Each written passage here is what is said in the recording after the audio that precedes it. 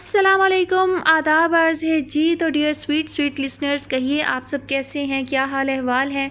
दुआ है, उम्मीद है आप सब खैरियत से होंगे। अल्हम्दुलिल्लाह मैं भी बिल्कुल खैरियत से हूँ और आपके लिए नया नावल लेकर हाज़िर हूँ।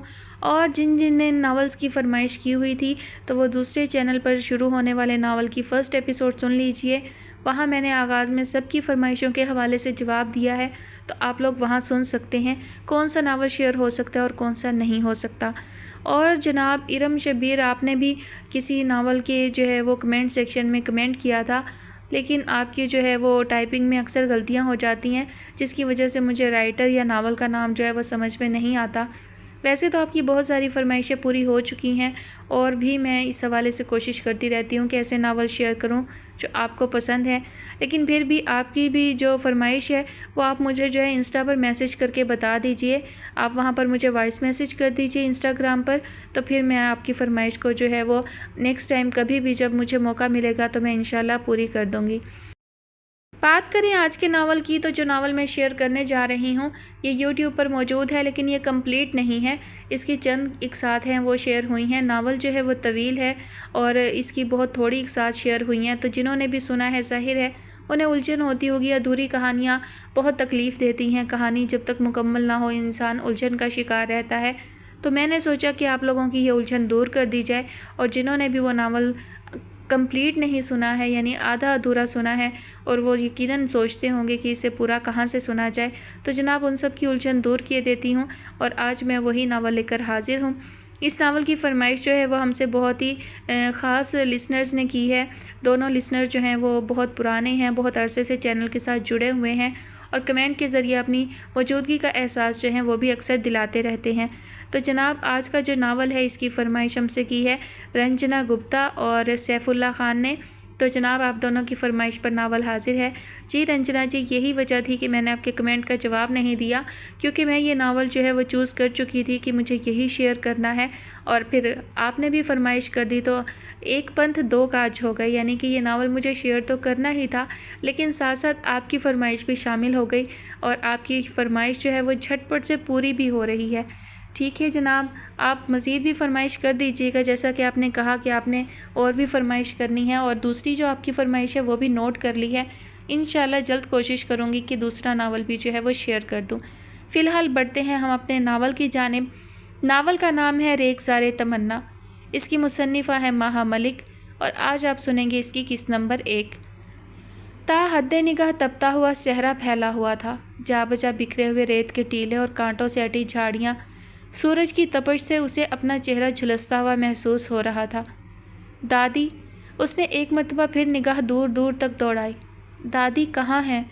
सूरज की तेज़ गर्म झुलसाती हुई आग उसे अपने पपोटों पर महसूस हुई और चंद लम्हों के लिए हरसू अंधेरा छा गया। दादी, दादी कहाँ हैं आप? प्यास की शिद्दत से उसके गले में कांटे उग रहे थे। रबिया, अचानक दादी की आवाज़ एक सरगोशी की सूरत में उसके कानों से टकराई। रबिया, प्यास लगी है? रबिया, प्यास लगी है? दादी, दादी कहाँ हैं आप? धूप की शिद्दत ने बिलाखिर उसे देखने की सलाहियत से कतई तौर पर महरूम कर दिया। वो दोनों हाथ फैलाकर अंधों की तरह दादी को ढूंढने लगी। दादी, मेरी दादी। रबिया, सरगोशी फिर उभरी थी। रबिया, प्यास लगी है? रबिया, प्यास लगी है? वो ज़ोर ज़ोर से रोने लगी। बेबसी का एहसास पूरी शिद्दत से उसके हवास पर तारी था। वो सिर्फ रो सकती थी। अचानक उसने अपनी हिचकियों की आवाज़ सुनी और फिर खामोश होकर गहरे गहरे सांस लेने लगी। उसकी आंख खुल गई थी। चंद लम्हे इस तरह गुजरे थे जैसे वो कब्र में लेटी हो। हर सू छाया हुआ अंधेरा, तन्हाई और वहशत से जलता दिल। कब्र शायद इसी कैफियत का नाम है। अचानक उसे एहसास हुआ कि मौज़न की आवाज़ आ रही थी। फजर की अजान हो रही थी। हय्या अलल फलाह। रबिया उठकर बैठ गई। इस आवाज़ ने उसे कब्र से निकालकर दुनिया में पहुंचा दिया था। उसे अपने चेहरे पर फैली नमी का एहसास हुआ। उसने चेहरे पर हाथ फेरा तो जिस्म से चिपकी कमीज़ ने उसे एहसास दिलाया कि वह पसीना पसीना हो रही है। हलक कांटों से भरा हुआ था, ज़ुबान अकड़ी हुई थी। उसे यूँ लगा जैसे कुछ देर के लिए वो कुव्वते गोयाई से महरूम हो गई हो। बिस्तर से उतरकर वो तेज़ कदमों से दरवाजे की जानिब बढ़ी और दरवाज़ा खोल दिया।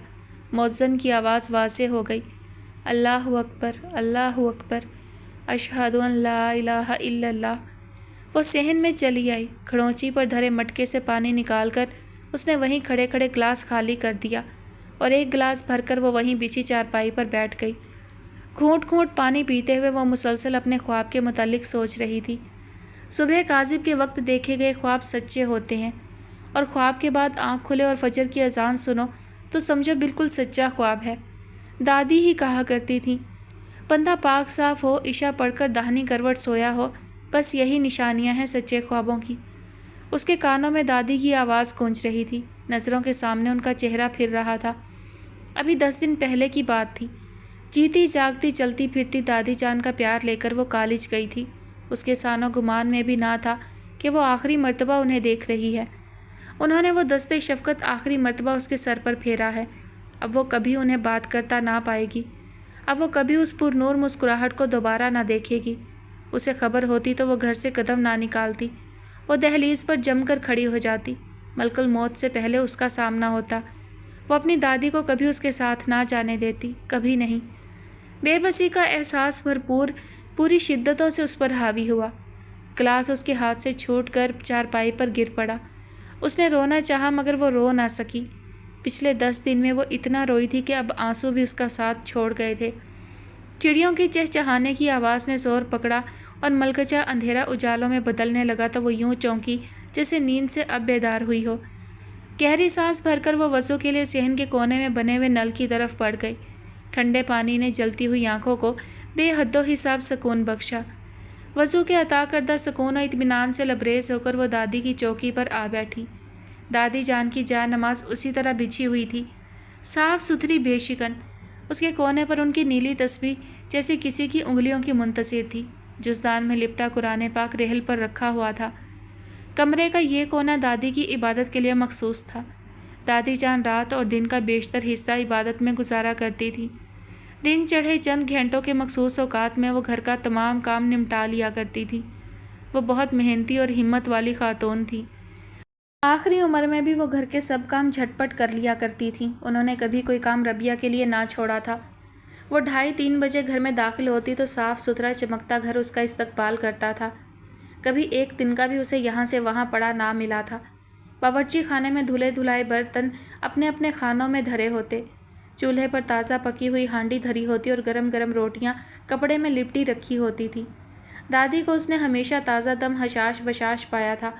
مصروف گزارے ہوئے وقت کی تھکن کا شائبہ تک ان کے چہرے پر نہ ہوتا تھا۔ ربیہ کھانا نکالتی، دونوں دادی پوتی وہیں باورچی خانے میں بیٹھ کر کھانا کھا لیتی۔ دادی کے ساتھ وہاں بیٹھ کر کھانا کھانا ربیہ کو بہت مرغوب تھا۔ اسے اپنا گھر بہت عزیز تھا۔ کمرے کا جو گوشہ اس کے لیے مخصوص تھا وہ اس کی راج دہانی تھی۔ اپنے آنگن میں ہار سنگھار کے درخت کے نیچے جا بیٹھنا بھی اسے دل و جان سے پسند تھا۔ لیکن باورچی خانے کی بات سب سے جدا تھی۔ وہاں وہ اپنی دادی کے ساتھ بیٹھ کر دنیا جہان کے قصے چھیڑا کرتی تھی۔ کالج کی، محلے کی سہیلیوں کی چھوٹی چھوٹی باتیں وہ کرتی رہتی۔ دادی بڑے شوق و انہماک سے سنا کرتی۔ کبھی اسے کسی غلطی پر ٹوک دیتی، وہ ان کی نصیحت کو پلو سے باندھ لیا کرتی۔ کبھی اس کی کسی بے عقلی کی بات پر انہیں ہنسی آ جاتی تو ربیہ بڑے شوق سے ان کا چہرہ تکے جاتی۔ وہ بس کبھی کبھار ہی ہنستی تھی۔ زیادہ ہنسنا انہیں پسند نہ تھا، بلکہ کبھی کبھار وہ زیادہ ہنسنے پر ربیہ کو بھی ٹوک دیا کرتی تھی۔ زیادہ ہنسنا دل مردہ کرتا ہے بٹیا۔ ربیہ ہنسی ضبط کرتی، اس کا چہرہ سرخ ہو جاتا، جبڑوں میں گدگدی ہونے لگتی، لیکن پھر وہ اندر ہی اندر ہنستی تھی۔ اسے اپنی دادی کا کہا بے حد عزیز جو تھا۔ دادی کی قربت اسے دن رات کے 24 گھنٹوں میں یا تو باورچی خانے میں ملتی تھی یا پھر رات کو بستر پر۔ وہ ان سے لپٹ کر لیٹ جاتی۔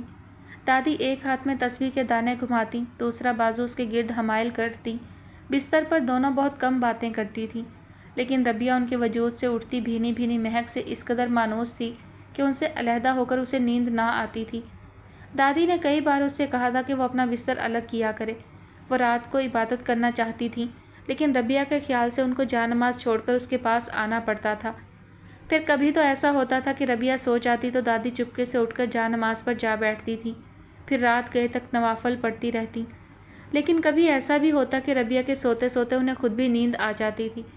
وہ اسی بات سے گھبرایا کرتی تھیں اور ربیہ کو الگ سونے کو کہا کرتی تھی، لیکن ربیہ الگ لیٹ تو جاتی پر اسے نیند نہ آتی تھی۔ وہ ٹکر ٹکر دادی کا چہرہ تکتی رہتی، یہاں تک کہ وہ خود ہی جا نماز چھوڑ کر اس کے پاس آ لیٹتی۔ تم کہاں ماننے والی ہو، نہ جانے کب بڑی ہوگی۔ کبھی نہیں، وہ محبت سے کہتی۔ بڑے ہونے کا مطلب آپ سے الگ ہونا ہے تو میں ہمیشہ چھوٹی رہوں گی۔ پگلی، دادی ہولے سے ہنس دیتی۔ اس وقت نہ جانے کیوں ربیہ کو ان کی ہنسی پھیکی لگتی تھی، جیسے دادی اندر سے دکھی ہوں، جیسے ربیہ کا بہت قریب ہونا ان کو دکھ دیتا ہو، شاید اس سے دور جانے کا خیال انہیں دکھ دیتا تھا۔ ربیہ نماز پڑھ کر وہیں پر ہی لیٹ گئی، اس میں دادی کے وجود کا احساس بسا ہوا تھا۔ کتنے برس ربیہ نے ان کو پابندی وقت کے ساتھ اس چوکی پر نماز پڑھتے دیکھا تھا۔ کتنی بھلی خاتون تھیں وہ، نیک بخت، عبادت گزار، دوسروں کے دکھ سکھ کی سانجھی، قدم قدم پھونک پھونک کر رکھنے والی۔ یکایک اسے حلق میں اگنے والے کانٹے یاد آ گئے۔ ربیہ، ربیہ پیاس لگی ہے، ربیہ پیاس لگی ہے۔ سرگوشی کہیں آس پاس سے کانوں میں گونجی، اس کے رونگٹے کھڑے ہو گئے۔ کیسا خواب تھا یہ، کیسا خواب تھا؟ کم و بیش ایسا ہی خواب اس نے چند روز قبل بھی دیکھا تھا۔ کیا تعبیر تھی اس خواب کی؟ کیا اس کی دادی کی روح بے چین تھی؟ کیا انہیں دوسرے جہان میں کوئی تکلیف تھی؟ کیا مرتے وقت ان کے دل میں کوئی خواہش پھانس کی مانند اٹکی رہ گئی تھی؟ ربیہ اٹھ کر بیٹھ گئی، اس کی بے چینی سوا ہو گئی تھی۔ ایسا خواب کیوں دیکھا میں نے؟ وہ تپتا ہوا صحرا، وہ دہکتے ہوئے ریت کے ٹیلے، وہ کانٹوں سے اٹی جھاڑیاں، وہ پیاس کی شدت سے گلے میں اگے ہوئے کانٹے اور دادی کی آواز۔ میری دادی کو کیا دکھ ہے؟ وہاں کون سی تکلیف ہے؟ میری دادی نے بھلا کیا گناہ کیا تھا؟ میں ان کے پل پل کی ساتھی، ان کے دن رات کی رفیق۔ میں گواہ ہوں ان کی راست بازی کی، ان کی سچائی کی۔ ان کے ماتھے پر چمکتے ہوئے سجدوں کا داغ ان کی موت کے بعد کیسا گہرا ہو گیا تھا، ان کے چہرے پر کتنا نور تھا، ان کی میت سے کتنی پیاری خوشبو آ رہی تھی۔ بھلا میری دادی نے ایسا کون سا گناہ کیا تھا؟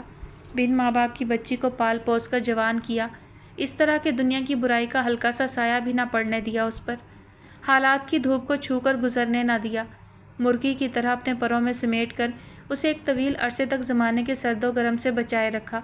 صبح صادق کی نرم روشنی سے بنا ان کا چہرہ اپنے اعمال کی گواہی آپ تھا۔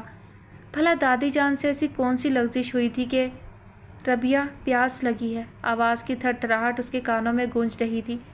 وہ قرآن پاک کھول کر بیٹھ گئی، قرآن پڑھ پڑھ کر وہ دادی کی روح کو ایصال ثواب کرتی رہی۔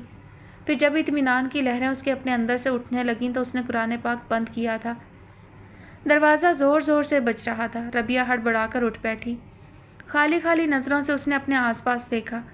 قرآن پاک اس کے سرہانے رکھا تھا، تسبیح اس کے نیچے پڑی تھی۔ وہ نہ جانے کب وہیں پر لیٹے لیٹے سو گئی تھی۔ صبح کی خوشگوار روشنی اب ہر سو بکھری ہوئی تھی۔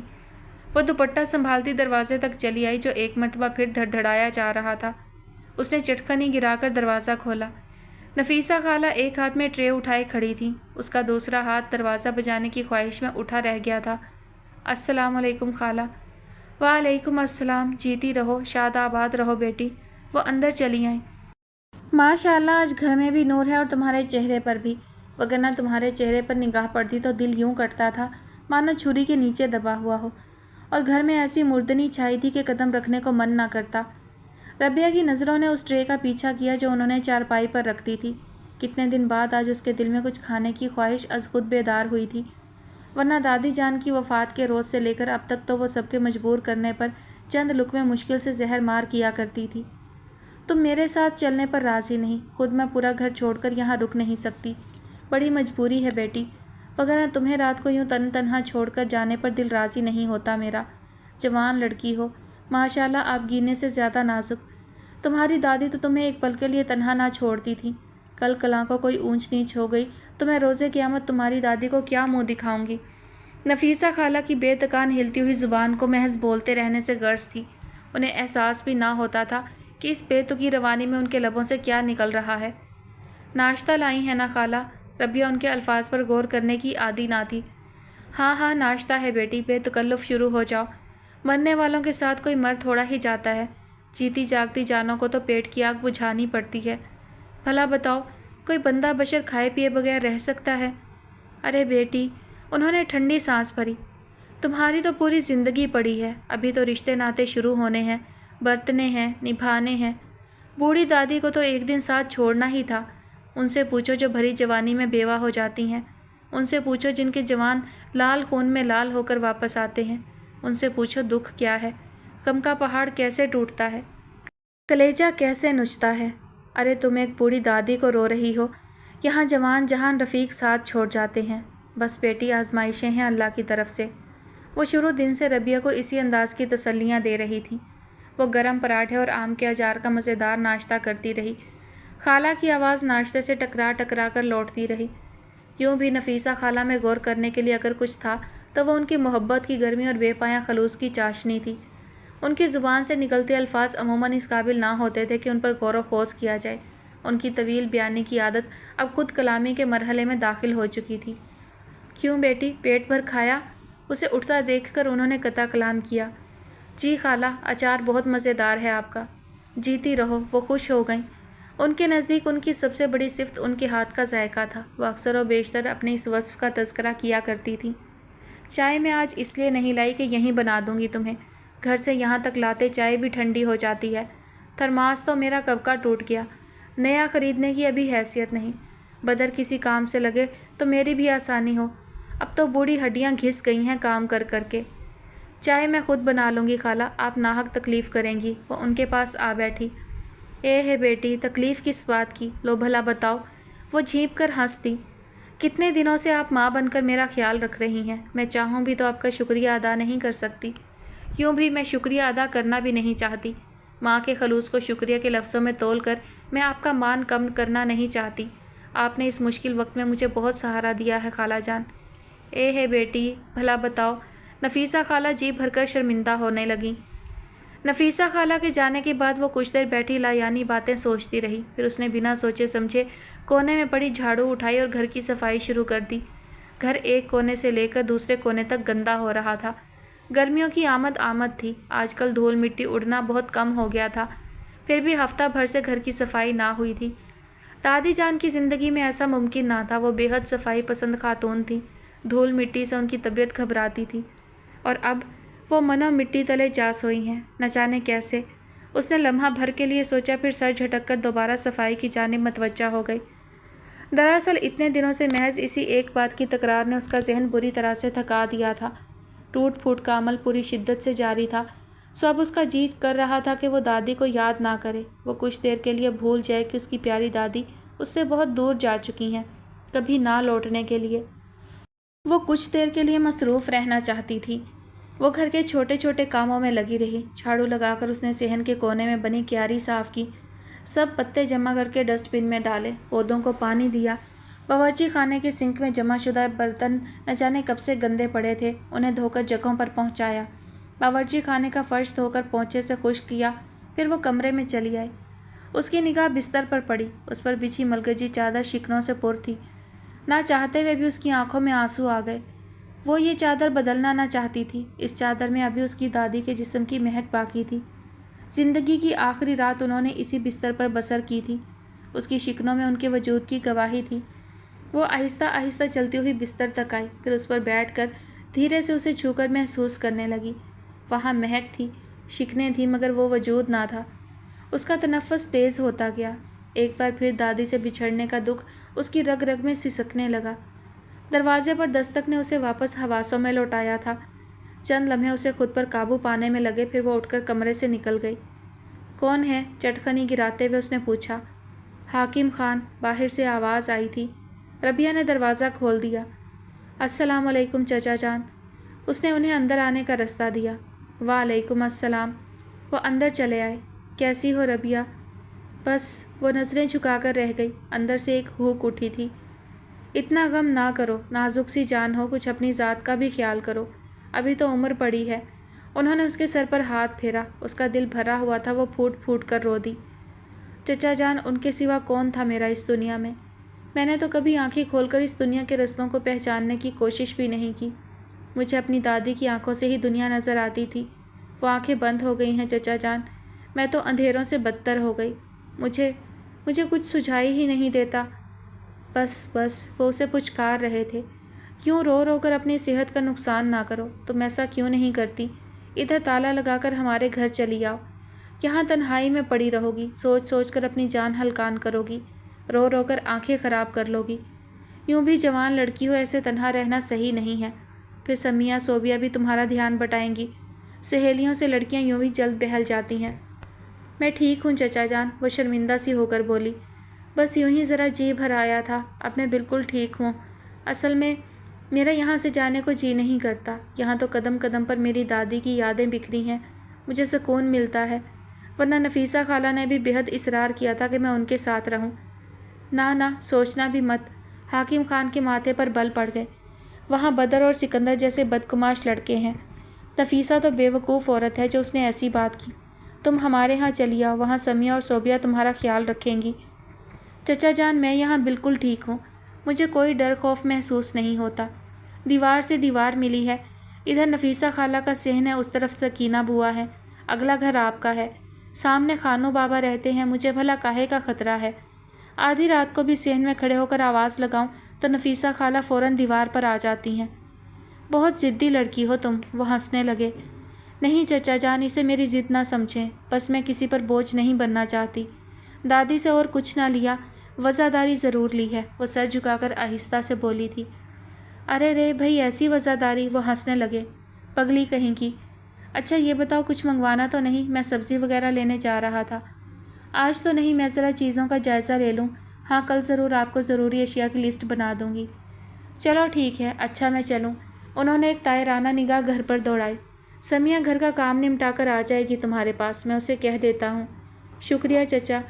وہ انہیں چھوڑنے دروازے تک آئی۔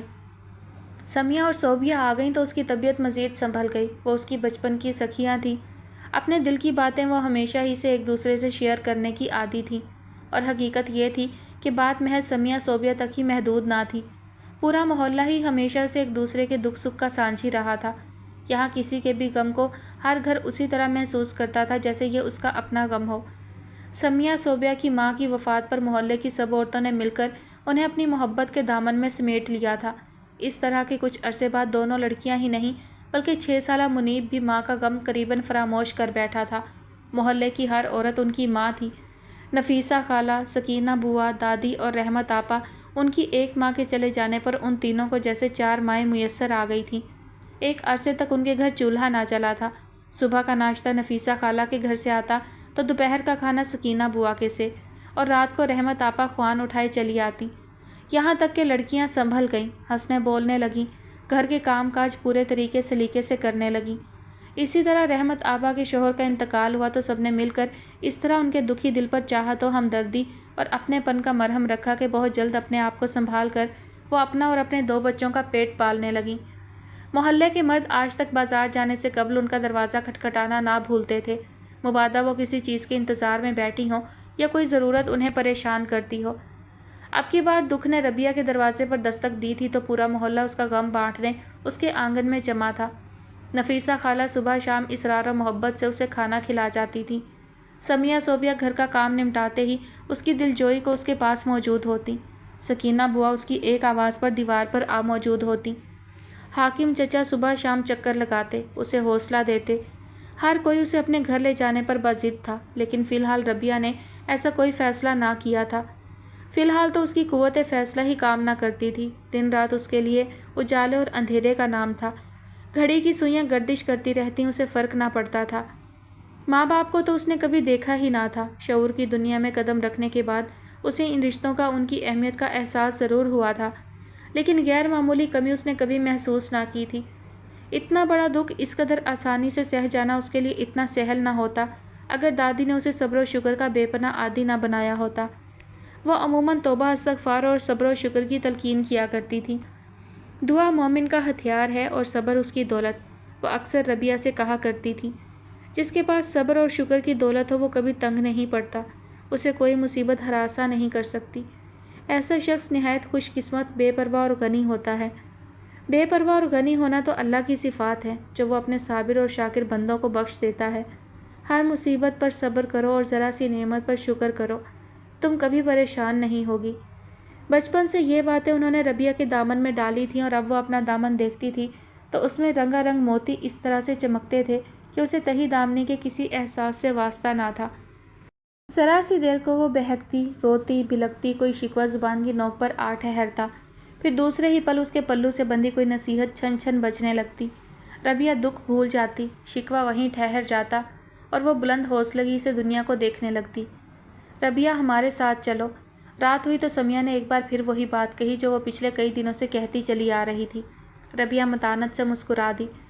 तुम न जाने किस तरह अकेली रह लेती हो, मैं तो डर के मारे मर ही जाऊं।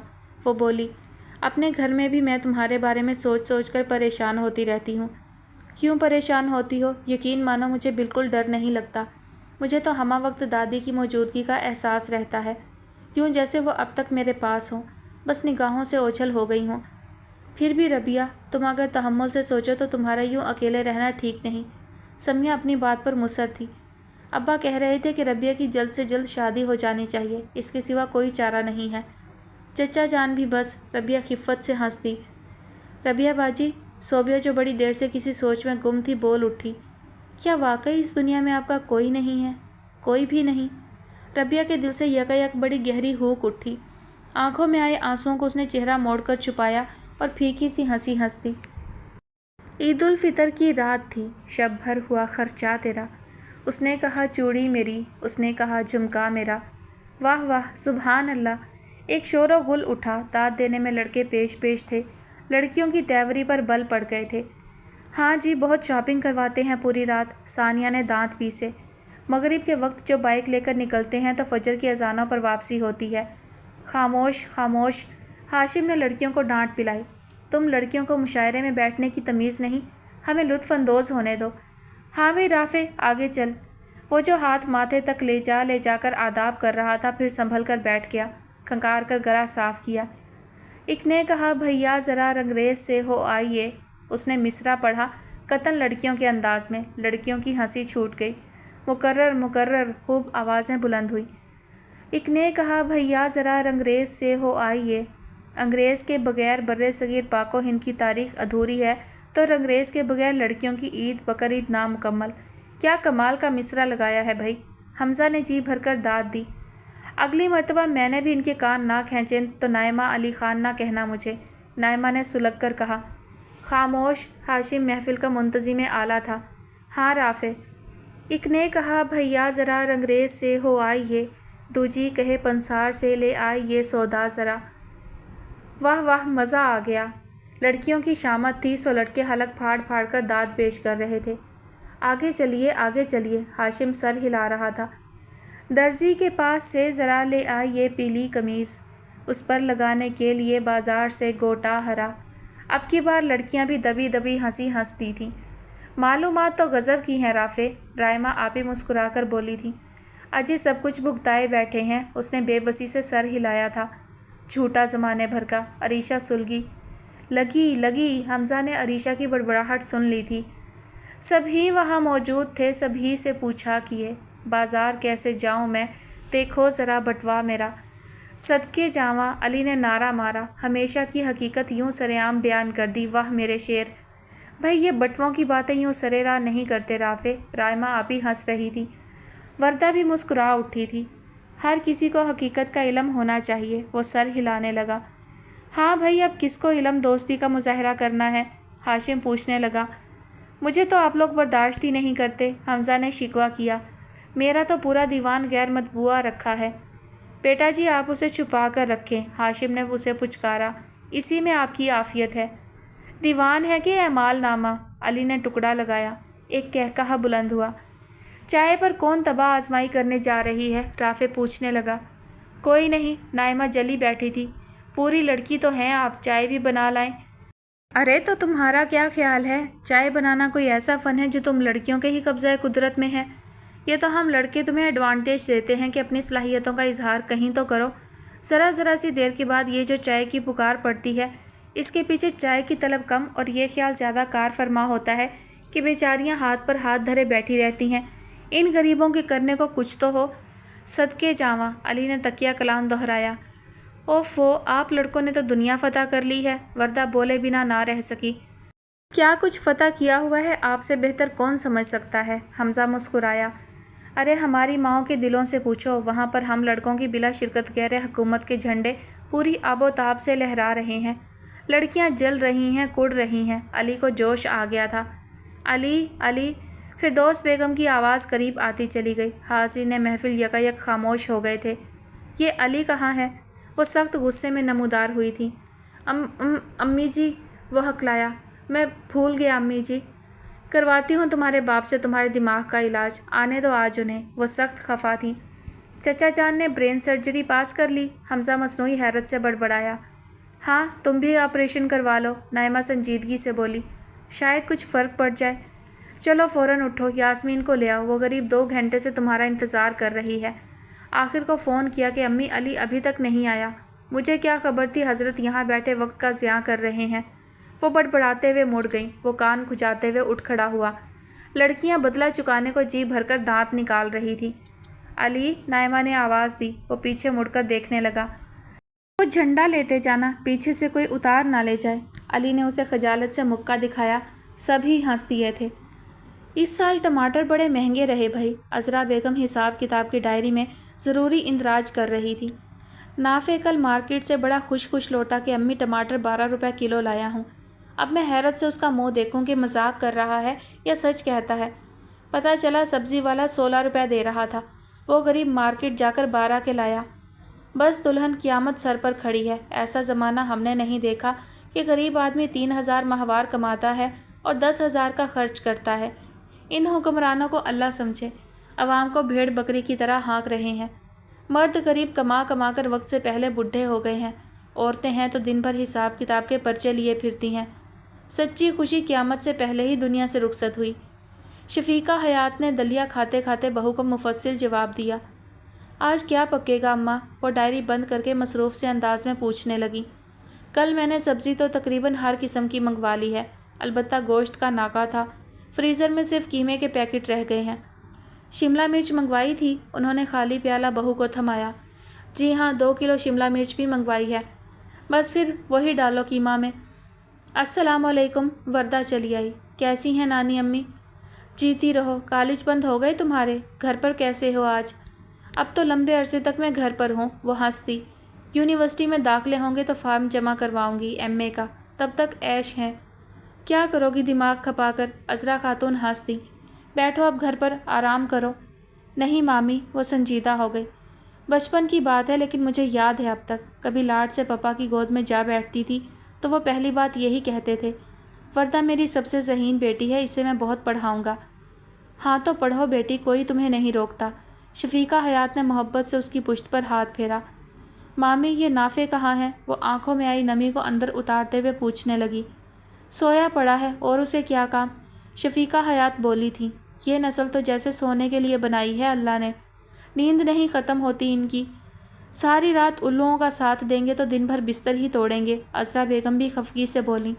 نہ جانے رات بھر کیا میٹنگیں ہوتی ہیں ان لڑکوں کی، باتوں میں تو اب لڑکیوں کو مات کرتے ہیں، قطر قطر زبانیں چلتی ہیں۔ تمہیں کچھ کام تھا بیٹی؟ شفیقہ حیات کو خیال آیا۔ جی ہاں، مجھے دھاگے لانے تھے اس کے ساتھ جا کر۔ چھٹیاں ذرا مصروف انداز میں گزر جائیں گی تو اچھا ہے۔ قمیض کاٹ رہی ہو اپنی؟ اپنی نہیں، امی کے لیے چادر کاٹ رہی ہوں۔ جیتی رہو، سب سے نیک بچی ہے اپنی ماں کی۔ کیا کرتی ہیں میاں تمہاری؟ 2 دن تک ماں کو پوچھتی نہیں، کہنے کو گھر ایک ہے۔ بس نانی، ہم لوگ 2 دن سے گھر کی کونوں خدروں میں جمع گند کچرا صاف کرنے میں لگے ہیں۔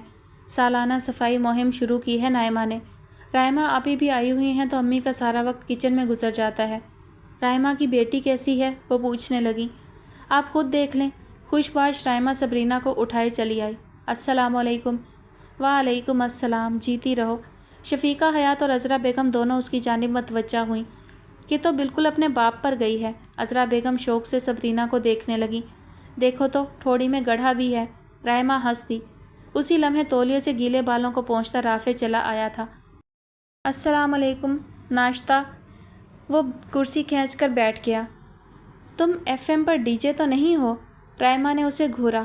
اس قسم کا سلام تو وہیں سے ہوتا ہے، تم نے اپنے مطلب کا ہیر پھیر کر لیا بس۔